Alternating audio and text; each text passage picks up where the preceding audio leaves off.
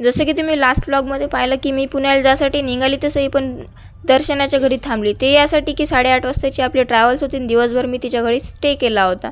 तर मग रात्रीची बस स्टॉपवर आली आणि सगळ्यात पहिले काढून घेतली तिकीट आणि तिथंच आपल्याला सान्वी पण भेटली होती.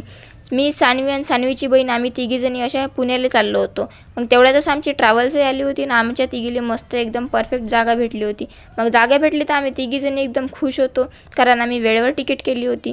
मग गोष्टी गप्पा मस्त्या करत करत आम्ही पोहोचलो नेक्स्ट स्टॉपवर आणि तिथं आम्ही केलं जेवण. जेवण करता करता आम्ही एवढ्या मस्त्या केल्या, एवढा पागलपणा केला आणि एवढी मजा मस्ती करता करता आम्हाला झोप कधी लागली माहिती नाही पडलं. गारगीर झोपेतून सकाळी सकाळी अचानक जाग आला आणि हा व्ह्यू दिसला आणि पहाड तर एवढे दिसत होते. मग पहाड दिसल्यावर तर मग मला अजिबात झोप याचं नाव नव्हतं. मग मी मस्त खिडकीच्या बाहेर मस्त पहाडच पाहत होती. तेवढ्यात ही अशी इकडून तिकडून लोटांगण घेत होती, इकडे झोपच येत नव्हती. आणि दुसरीकडे हिची बहीण अशी आहे की जे मस्त झोपून होती. मग नेक्स्ट स्टॉपवर आमची बस थांबली आणि तिथं आम्ही फ्रेश वगैरे झालो, ब्रश केला, फेसवॉश वगैरे केला आणि इथं हे मस्त गार्डन होतं. तर मग आम्ही इथचा व्ह्यू पण एन्जॉय केला. फ्रेश झालंच होतं तर इथं सगळे लोक नाश्ता वगैरे करत होते. आणि आम्ही एवढं पागल आहो की एवढ्या थंडीत आम्ही इथं आईस्क्रीम घेत होतो. तर आम्ही मस्त आईस्क्रीम वगैरे एन्जॉय केली आणि पुण्यात पोहोचलो की नाही हे बघायचं असेल तर नेक्स्ट पार्ट नक्की पाहायचा. तोपर्यंत सबस्क्राईब करा, कमेंट करा आणि लाईक करा. धन्यवाद.